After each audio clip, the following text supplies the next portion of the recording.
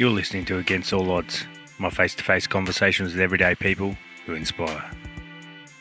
The times that I really liked gambling the most was when I was gambling alone, sitting there with those chips. There's nothing in the world that can numb me, like gambling. My name is Odell Odds Harris, and you're listening to Against All Odds. Today on the show I have Matthew Cox, a gambling addict done good. I started gambling really, really early. I grew up in a household of punters. In fact, my situation was a little bit unconventional. I was raised by my mother's parents and who my grandparents, and they basically became my guardians and raised me as their youngest son. One of the the favourite pastimes of our family was gambling, was the punt. So I grew up listening to horse races. People in the area grew up listening to the Bee Gees. Well, I listened to 4-Tab. But in that household, they had lots of brothers, and most of them loved to punt. And horse racing was just a recreational pastime of the family, and something that we all did. We grew up in Nunda in Brisbane, and it was a bit of a rough suburb at that time, and we lived in a big old Queenslander, which was a place that was fun and full of activity. But for me, the big thing that big influence I guess I had there was that I got addicted to this this illness called gambling really early. So the horses were your thing. Why horses? I'm not sure. I think that's just what I was introduced to.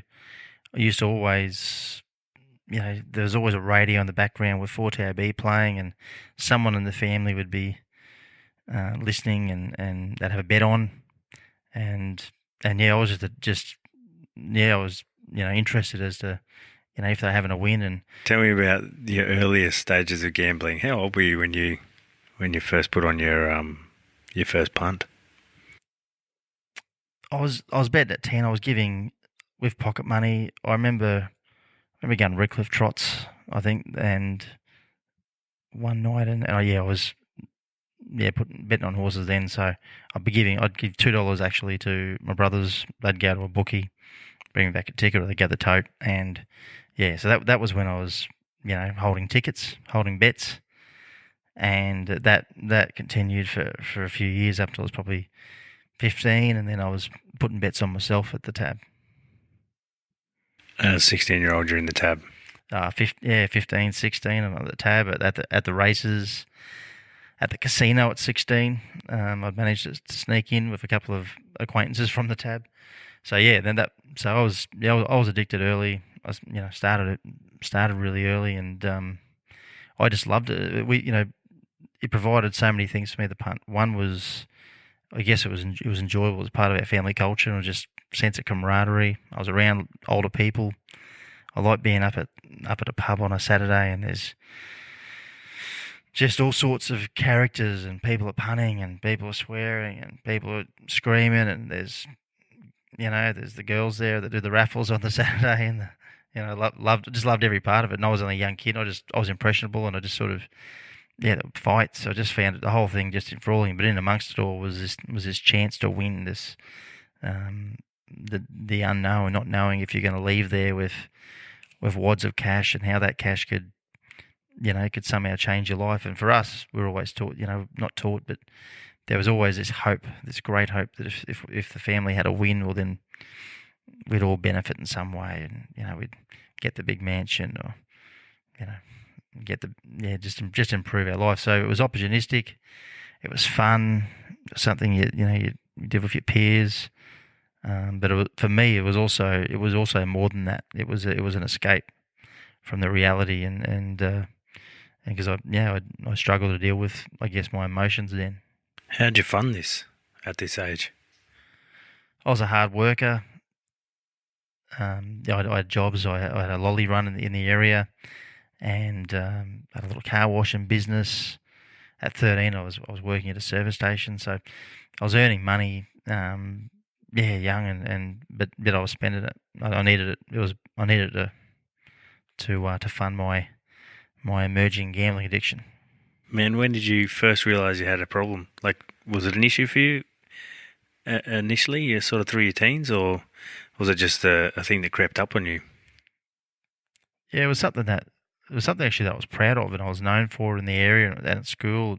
A lot of my mates knew that I was I'd have a tip or that I was a punter. I was really cocky. I guess now I look back, it was false confidence, but I was a bit flamboyant, and I'd go to the track and I'd wear clothes that made me look older, and I'd have bloody rings on and gold, fake Rolexes and things like that. And I just wanted to be the man about town, and so I enjoyed it. Probably up until when I was about 16, and I had two jobs, and I was blowing the wages in from those jobs in minutes, and then spending a lot of my week, I'd go to school, then I'd go to work, and then on a weekend I'd burn it, then have to go to school the next Monday and try and learn. So how it's just not conducive to to a good education and reaching your potential, and consequently I didn't.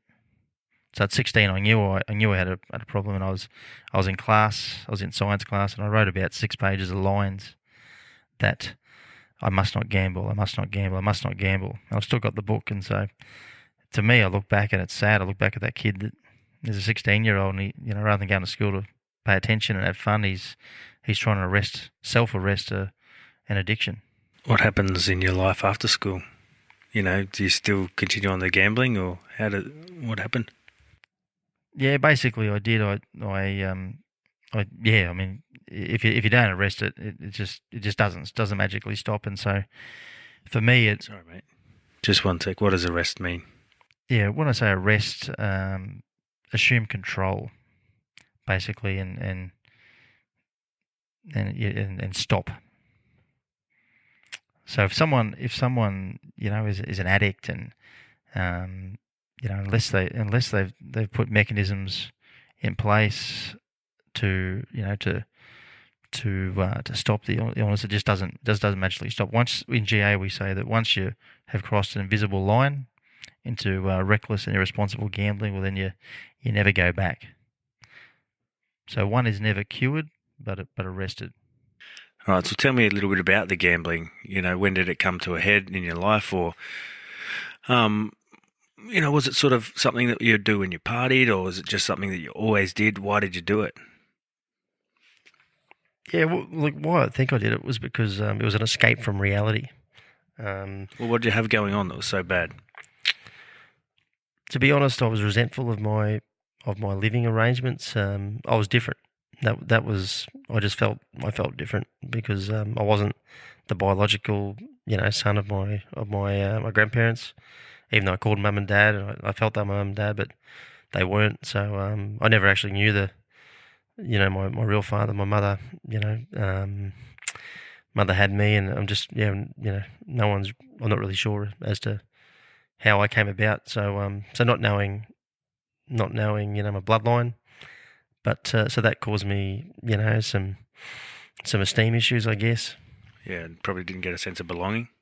Yeah, that's right. Didn't have a full sense. I belong. Don't get me wrong. I consider myself a Cox, and it's part of that family. But yeah, I was certainly different. So I didn't fully belong perhaps, and we went to the nuns at St. Joseph's. They covered our fees, and so none of us paid to go to school there. So I went to good Catholic schools, and then I went to high school, and that which was great. But I was around a lot of other kids that a lot more money than us, and so I was always comparing. I'd always be what's the grass like on the other side, and I'd go to kids' house at birthday parties, and they were brick. They had a pool. Some of them had a car that didn't have rust. Anyone that had a house that was brick or was 2 stories and a car, that in my mind they were just rich.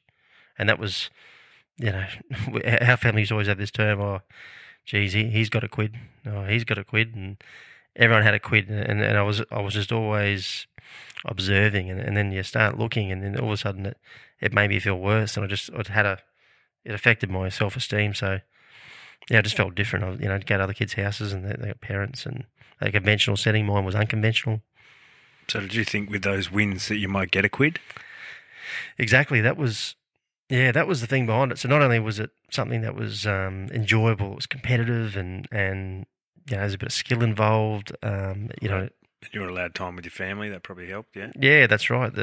It was a family. It was fun. Something we did together as a family, camaraderie. But it was opportunistic in that, just that one win could change it all, and and just improve life. And that was my go-to method for getting ahead. Often in GA we talk about the dream world of a compulsive gambler, where we create images of these wonderful things we're going to do when we get that big win, and that resonates with me. But you didn't get it. Never got it, mate, and never got it, and spent a lot of time chasing it and money. Did you ever have any wins, man? Now and again, but very infrequently. So you're a pretty shit punter.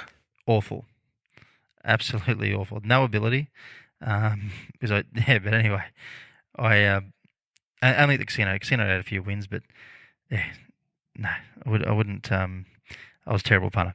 So you see what you had as an addiction, like as an illness. Explain to me why you think it's an illness and not just a hobby. Yeah, well, a hobby, I guess, it's something that you can control when you do it. It's something that you enjoy. Gambling or addiction is something that you have absolutely no control over. It controls you, and that even when you want to stop, you can't. And then to do so, you do anything to participate in that activity, and you'll even compromise your morals just to fulfill and satisfy that insatiable urge. Okay, well that didn't happen in school, obviously. You were working hard, and at 16 years of age when the guys are doing science, you're writing that lines down. That's when you first realise that it's a problem, yes? Yeah, I guess around that time, yeah. Right, so you weren't at that full-on blown addiction stage. How did it get to that? And, what did you do after school? Yeah. I was on my way there, and I was doing stuff. I look back, my brothers had money in their rooms. My dad had money, in boxes and at his house, and I was just helping myself to go and punt, and so it's theft. You can look at it and say, oh, it's petty theft, but I was doing some of those things that one does when they're older, and at worse levels. But yeah, I was stealing back then off people in my family just to punt, and I couldn't control it. I was doing it for longer. I'd say to my parents, "Oh, I'm just going up the road. I'll be back at 1 p.m." and I'd when I was meant to be to do something, but I'd get back at 5 o'clock when the race meet was over. So back then I had no control over it. But yeah, then it got considerably worse. Okay, well, tell me about that. Yeah, well, when I finished high school, I did a bit of study, and I didn't really reach any great heights there in what I was doing. I completed some modules, and later those modules would get me into university, so they certainly provided a purpose and served a purpose. But I only did half the course actually. But basically, yeah, I'd gamble in between classes. I'd gamble till my money was lost. I just didn't have either way. I wasn't going back. If I won, I was going to stay at the venue and keep gambling. And if I lost, I was just too depressed to go back and learn. And so, yeah. So then I started working, and yeah. I was committed enough. I was always eager. I was ambitious. I was a bit entrepreneurial. Anywhere I'd work, I'd want to know the business behind it, like how much something costs and how much we're selling it for, and what's the profit. And I like that side of it. But my gambling got in the way. I remember one place I was working, I had to go and do a delivery, and it was about 10 in the morning, and it was a delivery that was about 5 minutes away. I came back at 4 o'clock, and people know, where were you? So I was punting, is where I was, at a tab, and I thought, okay, what can I do here to explain where I've been? So I went to the car, and I just basically took my shirt off and started rubbing it all over the tyres, and then I put my arms all over the tyres, and I covered myself up in grease, and I told them that the car had broken down, and yeah, just I said, sorry guys, yeah, car broke down, I had to get RACQ or whatever. I just made somebody lie up. But at that place there, I was, it was one of my brothers actually was the boss of the business, and he said to me, he goes, look, and he was a punter too. He said, look, if there's a petty cash in there, if you ever need to borrow a bit of money for lunch, just make sure you put it back. Well, that said, I was into this thing every day, and so I look back now, and I was, I was stealing money there, and yeah, and then just it spiraled into, into more money and I guess less control. And I guess into adulthood, yeah. Yeah, definitely, and there's a myriad of stories. So I'll give you a few of them. I've met this girl, and just a girl. She's a woman that I'd later marry, and mother of my kids, and my first and only love, I guess. But getting back to the gambling, the very first time that I was due to meet her mum. At this stage, I discovered townhouse complexes, and they were a big deal for me because I learnt quickly that for $60 a week, 60 for a room was $180 divided by 3, that I could fix some of those, some of the issues that I have with image and where I was living and all that sort of stuff. And so I lived in what my version of Beverly Hills was, which is the townhouse complex in Zilmere, and had a pool and tennis court and spa and all that sort of stuff. And so I think I even sold that image pretty well to the girl that I was seeing. And next minute, her mum was coming over to meet us, and I was due to go up the road to get some chicken and chips and coleslaw, and I'd gambled all my money away, so I made some bogus excuse, and so I grabbed I asked my girlfriend for her debit card. I went up the road. They were waiting, I think, back at the pool for me for lunch. And I proceeded to empty out her bank account. Just kept withdrawing money. And about 2 p.m. they strolled up there a couple of hours after I was meant to have lunch, and they wanted to know where I was. And I couldn't believe they had the audacity to come bother me. I said, just go back home. You'll be right. I'll be back soon. I'm having a bet here. And then I think I did another couple of hours. How'd that go with the mother? Oh, look, to be honest, not only the mother, how'd that go with the girl? Yeah, mate. Did she know you had a problem, or? Oh, I think she discovered it pretty quickly, and my behaviour towards her at that stage was, wasn't good, and I was borrowing money off her, and mate, doing things that I'm now ashamed of, and I'd be horrified if my daughter met a guy like that. But yeah, I as I said, I emptied that day. I think I missed out on lunch altogether. Squandered most of the money, I think, on a debit card, and felt terrible. But that's one of. Why did she stay with you? Well, she must. I mean, she loved me. I think she's attracted to me, and we just clicked. I felt that she understood me. I felt that I understood her. And, so was that the first time you emptied her out? Well, card, yeah. Yeah, I think that was the first time that I took money from her, and then after that, it was just I always had a story. Even though at that stage I wasn't really lazy. I mean, I had jobs. I think I had at least two jobs on the go then, and I was doing a bit of study.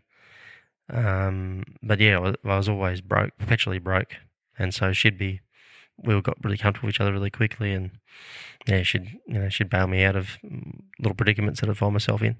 One time we were actually at the Gold Coast, and her parents used to have timeshare at this place, and we went to the Gold Coast, and I remember this one night, I was having a great time. Like, I really enjoyed the trip, and now I'd love to, I wish I could go back and change it, but I was enjoying the trip. It was great, but I said I want to go and get some ice cream. I said I'll go and get us some ice cream.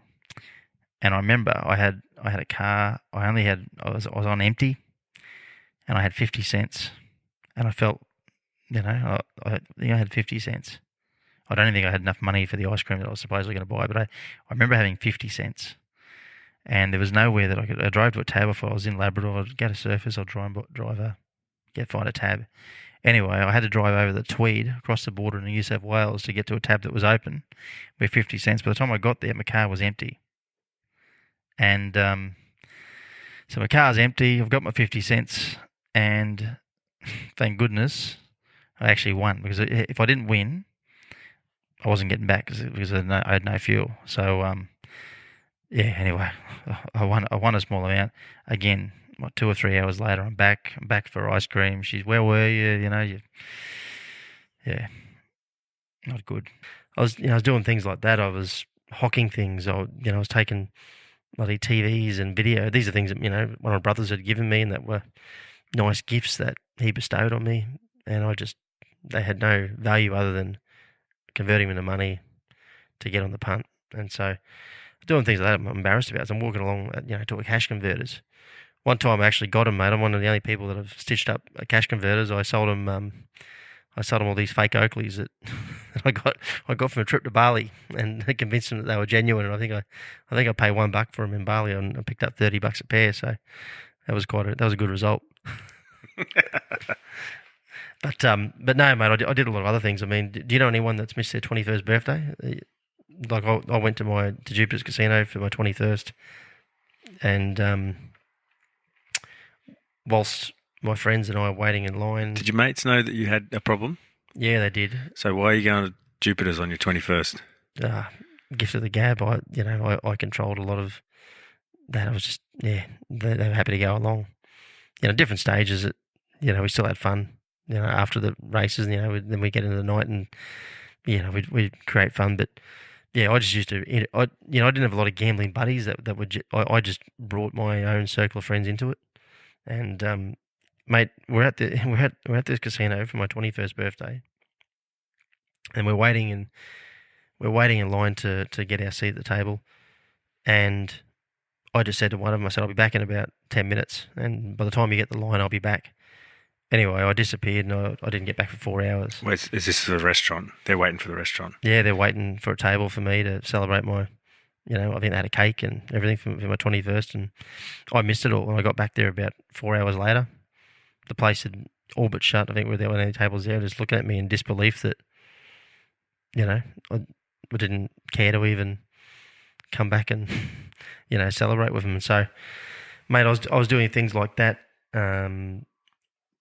When I was, a couple of years before that, another moment, I guess, of truth was my old man had, not long before he died, which that had a big effect on me. And after he died, I gambled hard. But prior to him dying, would have been a few months before, he gave me a small sum of money, which is, I think, his version of a small inheritance. And he said, I want you to make good with this, son, and do something productive with this money.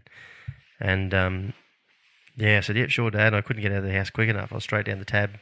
I blew it. I got back there about 15 minutes later, and he just looked at me and just shook his head. And to this day, I regret it. And but prior to him dying, he said to me, I said, I want you to kick gambling. And he said, I raised you, to be better than that, and I want you to be really good to your mother when I go. And so. I think I've done my bit. I've arrested the problem, and I was certainly good to my mum, I think. But before she passed on about 2 years ago. But going back to the stories, I mean, another one. I had a 21st here, but I befriended a guy in America. I met him when I was 13. My parents were lucky enough to come into a bit of money, and all they did was just spend it on a trip to go to England and see my dad's side of his family, and to America to see some of my mum's. And so. A trip overseas was something that was always trying to win, or it was always something other people did. And for us, we picked people up from the airport, we never went. And so I just couldn't believe that, that I'd be going overseas, and it was just a complete, it was a highlight of my life. Anyway, so I met this fellow over in Texas, so he lived across the road from my auntie, and one day I heard a water main bloody, coming from his house. I just knocked on the door. I said, what's that noise at your house? He goes, come and I'll show you. And the house was rather modest at the front. You get around the back, and this thing had looked like Wet and Wild. It had waterfalls and jacuzzis, and it was just something it was just out of this world. And So yeah, I was straight in there and swimming, and so that started a friendship for that guy that lasted nearly a decade up until he died. And Why did he befriend you? I don't know. I think being the novelty was I was Australian. That was the first thing, but we had similar personality characteristics. We're both go getters. He saw that in me at that young age. He certainly was. Ironically, he was a compulsive gambler himself. Although he was still gambling, he went to meetings for years and then sort of started gambling again. And his wife helped him moderate it. Which at GA here we don't teach anyone to moderate gambling. We work on total abstinence. But he wasn't quite living that way. But yeah, so we had that in common, I think, too. And I was going to visit him. I went over there for a couple of months and stayed with him a couple of times. And so on my 21st, he promised to take me to Las Vegas. And I said, so I got over there. How did he do this? Was this guy loaded or something?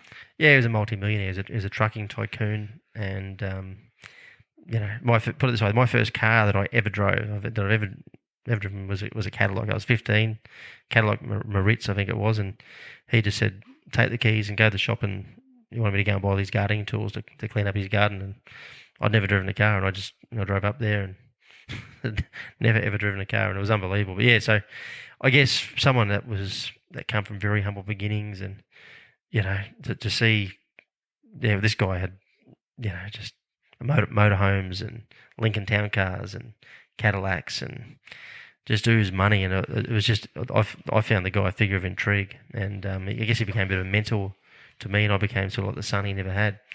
But anyway. Yeah, we went to Las Vegas. We were going to Las Vegas, but he was sick. He had emphysema. So we said, okay, well, I'm not going to make it there.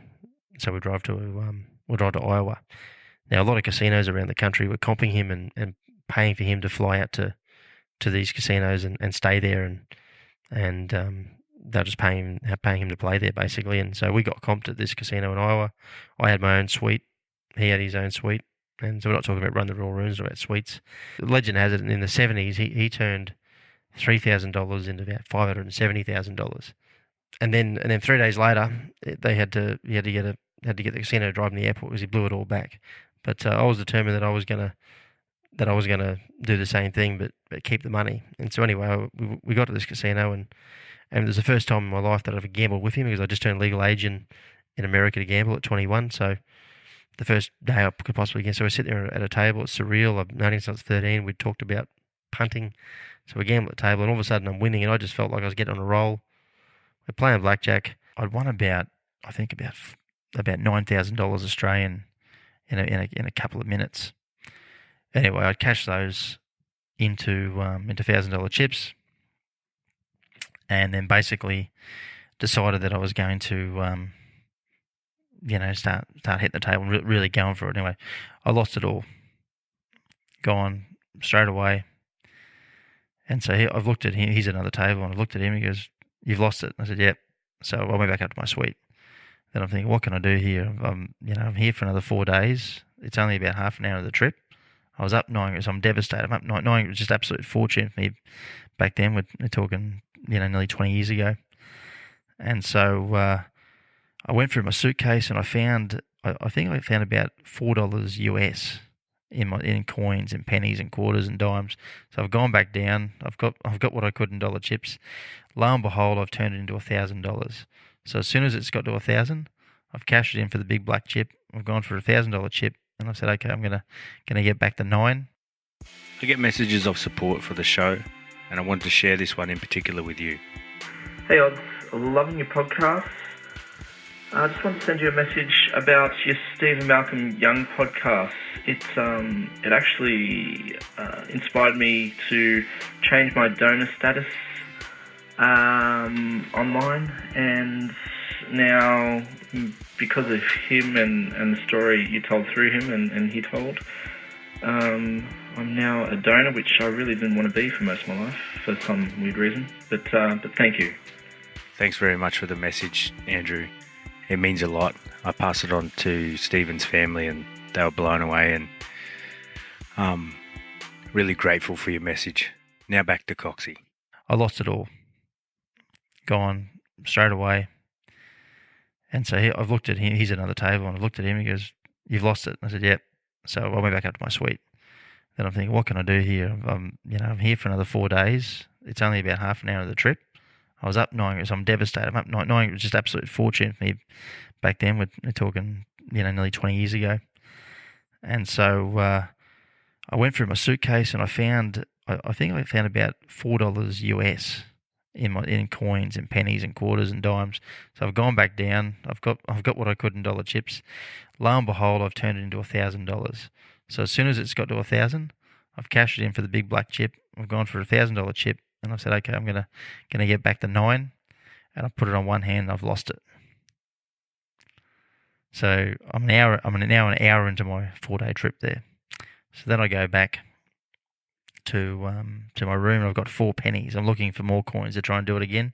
Still the belief that all I need is enough for a chip, and I'll get it all back. But yeah, I had 4 pennies, and so it was bizarre that. And I had I think the previous day I'd done some shopping, all these nice clothes, and I don't know, for whatever reason I still decided to get dressed up and put all these nice shoes on, and I've wandered out into some clubs and pubs just by myself. Yeah, just wandering aimlessly just around, but then I just entered into a deep depression for those few days because I'd lost, and he wasn't there. I don't know, for whatever reason he didn't want to give me any money, so yeah, they didn't help me. So it was lucky that we had the casino paid for all the food, but yeah, I stayed the next 4 days for my 21st in the casino. I spent basically in my room, too depressed to go out. He actually had a birthday dinner at the casino for me and invited all his family in the area to come and meet his Australian son, and I refused to go because I was miserable. So yeah, another party that I missed. And then on the way home, he'd mentioned something to me about being, some time ago we often talk about business, and he had all these business ideas of how one day we're going to make money, and his were all real simple, hot dog stands and things like that, and he'd say, you become a millionaire off running a hot dog stand, and anyway, he was going to leave me $250,000 US in his will. Right, that was what was discussed, but before that trip, and that was going to be like an inheritance to me. And then on the way home, he just goes, deal's off. And I said, what do you mean? What do you mean the deal's off? And he goes, I can't leave you any money because I'm afraid that you're just like me, as you're a compulsive gambler. And I said, no, I'm not. I'm banging the window in the bloody motorhome and carrying on a bit. And I said, no, I'm not. And I said, I can stop anytime I want. And he goes, no, you can't. He goes, you're just like me. He goes, you need to get the GA. He goes, GA, baby. You need to get the GA.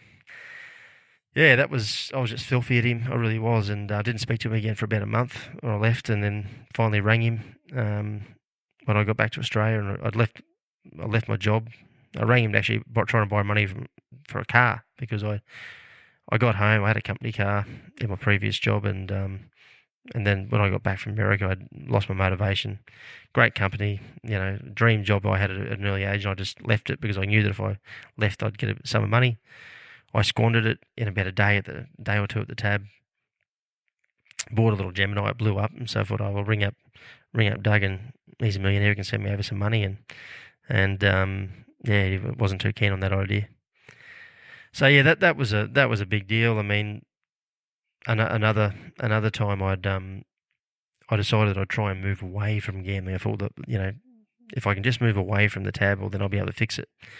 So I went about 10 hours west, I think it was, in Dirranbandy, and I was working on cotton farms. I was there for ages, and I got then it started raining, so we had to come back to Brisbane, and I got paid out for the whole entire time that I was there, and so I hadn't gambled out there because I was there was no I was remote. I was on a big farm, and so there was nothing to do at all. I was worked 12 hours a day in red dirt, and it was just monotonous, laborious, and I remember I was collecting my thoughts there and adamant that I was going to change and that I had changed. I hadn't gambled. The first time I hadn't gambled for a bit of a stint, maybe I don't know how long it was exactly, but I wasn't gambling, and I got back to Brisbane. First thing I did when I got that check was go to a tab. I lost it all in about 9 minutes. And I got so depressed. I got home and my mum was in the kitchen of the house, and I grabbed a tie and just sort of tied it around my neck and put it up against the door. I just started toying with the idea of killing myself. I didn't seriously, I didn't consider it. I considered it, but it wasn't a something I was definitely going to do. I don't know. I just don't even know why I did it, but I was pretty low at that time. Yeah, I just got sick of the cycle of shame. I was just constantly broke, never had any money, and I don't know if you know what it's like to ever, be in front of your mate and just not be able to pay for something. And we'd go out and I'd lose the money, and then I'd just constantly be on the snip, always trying to, borrow money, and I'd have a story, and then one stage my mate, just this guy who was gentle giant, never hurt a soul, and he just started shaking me, saying that I'm sick of this, I'm sick of you borrowing money off me, I'm sick of you doing this to yourself, you're ruining your life, you're better than this, I don't want to go out with you anymore if you're going to be like this. And I just had so much shame. He was my best friend, one of my best friends. Yeah, and that was a moment of truth. That was one of about 4 moments, I think, that that led me to want to stop. And then I found out a little bit later that I was going to be a dad. And so that in itself was a real catalyst for me wanting to change, and I never wanted. I was just adamant that I didn't want to gamble in front of my kids. I wanted to introduce my children to things that were going to be good for them, and that were going to really help them in life. And I never want to set the example of. I never wanted to take them up to a TAB and be around some of the things that I were. Not that I'm these days resentful towards my brothers and my grandparents who raised me. I mean, they did a great job, but I don't believe that a kid needs to be at a tab at 10, 11 and spending hours on end there like I was. It was just, so I didn't want my kids doing that, and I wanted better for them, and to this day they've never known me as a gambler, which is something that I'm proud of. So how have you arrested your problem? Basically, I went back to GA. I had 3 stints during my partner's pregnancy. I was going to meetings, and I was trying to arrest it. And I had about 10 months off. Just on GA, so it's Gamblers Anonymous. Yeah. Yep. So just on GA, how do you sort of get involved in that? Is there anywhere you can go? Yeah. Well, I was at this is again bizarre, because it would have been years before I actually went there that I actually recorded the phone number down. I was at a tab, and I just saw a piece of paper on a wall that just had Gamblers Anonymous, had a hotline number on there, and I think I wrote it down on a tab ticket, and then put that in my wallet, knowing that I'll need that place someday, and knowing full well I'm an addict, but and I need it, and so so I called it, and when I got there, the person that I met was my neighbour, who lived next door to me. It was one of my brother's best friends, and he not only was was trying to arrest it, but he was a pretty senior member in the fellowship. And he'd said he'd been expecting you. Yeah, well, I said, "Did you know that I was a gambler from when I was a kid?" And he said, "Yeah." He goes, "Looking back now," he goes, "Yeah, I did." One day I went to work. I didn't have a car at that stage, and the taxi was going to be $21. I couldn't pay. It was like I had a debit card or something, and next minute he took me to an ATM, then took me back to work, and the fare had doubled. And I just said, "No, take me to a tab, mate. I don't even want to go to work today." So I busted again. I had 10 months off, and I busted. Then I gambled for about a month solid, and I'm talking day and night, And I remember one night I lost all my bloody money in the city, and I didn't even think to jump a taxi or jump a train or not pay. So I just walked home from the city because I'd lost everything. And on that walk, I think I'd processed a lot, and just started to really hate what I was doing, and then I got real and got back to a meeting, and and started. The first couple of weeks are really hard when you're trying to quit punting. I remember I was pacing around the house. The urges were that strong that I was just pacing up and down a hallway, just wanting to bet, wanting to gamble, wanting to get that feeling again of euphoria and complete numbness. And it was absolutely incredibly hard. So when I speak to a newcomer about, I always tell them the first 2 weeks are incredibly hard. You just got to do whatever you can to push through it and, get to as many meetings as you can in those couple of weeks. Yeah. So I mean, to stop gambling, first and foremost, you need to get to meetings. It's impossible. It's like someone says, "Oh, they're gonna lose weight, but they're not gonna exercise." I mean, you gotta do the work, and the work involves getting to meetings. The second thing you need to do is to stay away from establishments. It's impossible to quit gambling without relinquishing establishments and gambling buddies. So you need to steer clear of those. And these days, I mean, it's just so hard with sports bet and just the amount of advertising on TV with sports. So it's in your face, and it's hard to go to a club or pub and not be around pokies.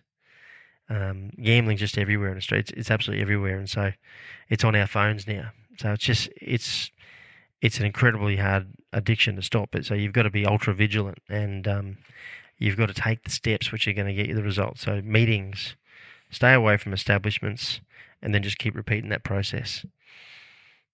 At those meetings, the second part of it is absolutely crucial to one's recovery, and that's where you share and you start to talk. Because addicts internalize, they carry things. They have an inability to process their emotions very well, and rather than process them in an effective way, they merely escape and numb them, and then those actions bring about even greater consequences, and it's just a vicious cycle.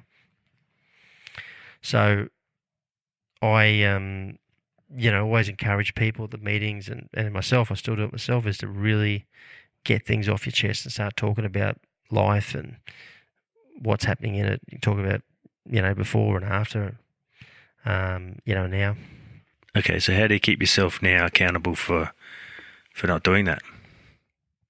Well, you've got to arrest it, and to do that, there's only one way, and that is to go to regular meetings. I've been around this illness for a long time. I chair meetings most weeks at my home group. I've had senior roles within the fellowship. I've been on the committees and so forth, and so I've been around gambling a lot. So you can imagine the thousands of gamblers that come in and out of the rooms. Very few ever stop, and so I just see a revolving door of people that try. So it's such a hard illness. So people really need to be committed. But I say to people that I can honestly still say this today. I've never met anybody that's ever arrested compulsive gambling through any way other than going to GA. A lot of people will say, go and see a psychologist or a counsellor, and they'll try and regulate gambling, moderate it, and which is something that I completely disagree with. I think the only way that you can stop is absolute total abstinence, and the first thing you need to do is get to a meeting, and it needs to. And when I say get to a meeting, it needs to be one that you want to go to, not someone that your family or a friend or lover that's pushing you to go there, encouraging because they want you to change the problem. You have to go yourself. You have to have the desire to stop, and to grow. So to become from admitting that you got a problem. Yeah, that's right. So step one in the 12-step program is admitting that you're powerless over gambling, and so that's the third thing. And so many people never ever rest in an addiction because they live in denial. They've got false pride, and they're too shameful. They're too their ego gets in the way, and they're dishonest with themselves. So when somebody can humble themselves and then and have complete self-honesty and have that willingness to reach their full potential and arrest something that's prohibiting them from progressing in just about every department of their life, there's hope for them. So when someone can really, as I said, humbly, want help, there's absolute hope for that person.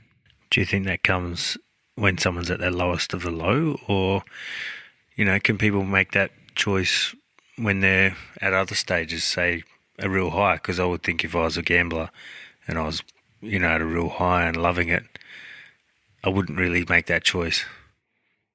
No, absolutely not. You're spot on. You need to hit a rock bottom, and rock bottoms are different for each and every person. I've never met anybody that goes there after a big win. 15 and a half years this time around, I am, abstinent. Never once have I met anyone that's turned up there after a big win and says, "Oh, I want to stop."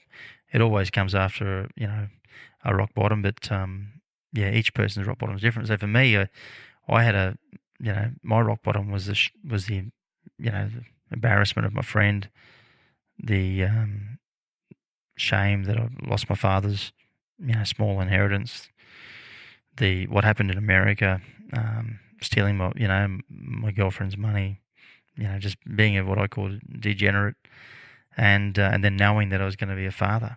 All those things culminated in a rock bottom and / desire to want better for myself. So, Coxy, where you're at now? Because I know you as a pretty successful businessman. So why don't you tell me where you're at now and sort of how you got there?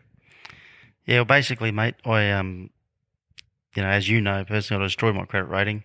I couldn't borrow money off anybody. I couldn't even get a mobile phone. Back then, we still have borrowing videos from stores. We were watching videos back then, but I couldn't even get a video card. Just couldn't borrow money, and basically because every form of credit that I'd ever had, I defaulted on, and no one had touched me. So it took me years, literally a decade, before an institution would lend me money again. And for example, when I had one of my first shops, I tried to get a $250 overdraft from the bank, and they wouldn't touch me. And left that bank, went to another one on the assumption that I could get finance. They wouldn't touch me. And I ran into a guy at a meeting one night, actually, and he ran a car dealership.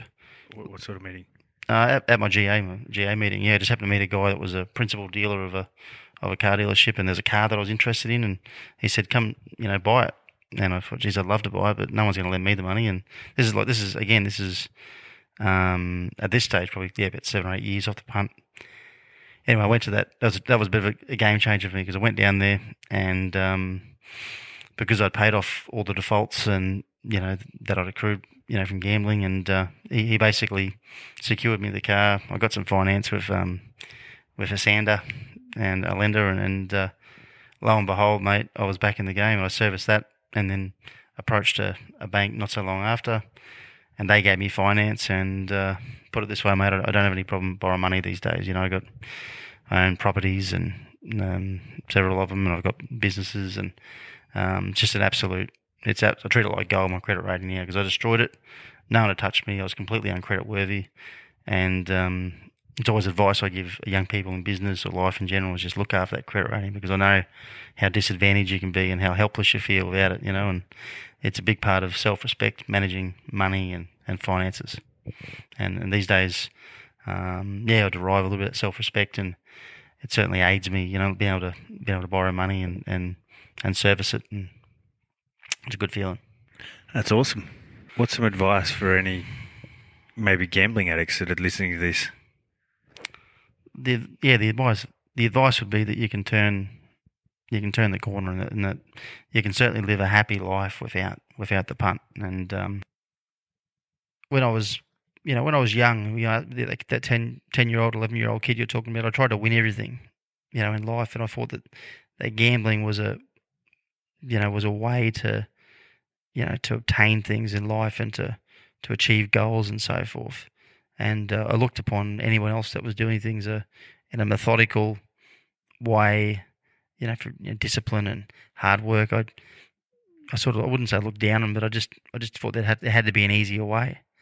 And the reality is that I had nothing when I was gambling. I was a perpetual quitter.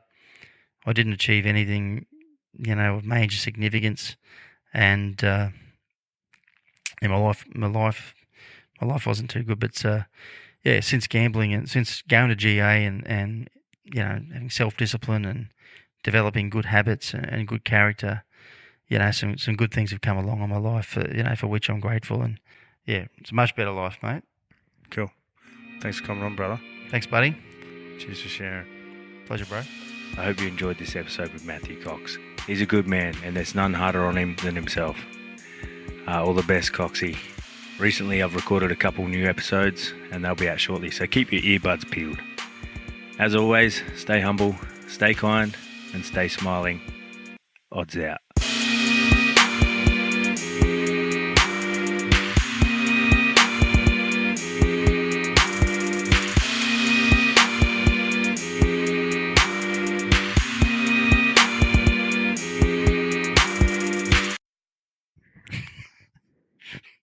Nah, got to be a bit more conviction. Whose show is this, mate?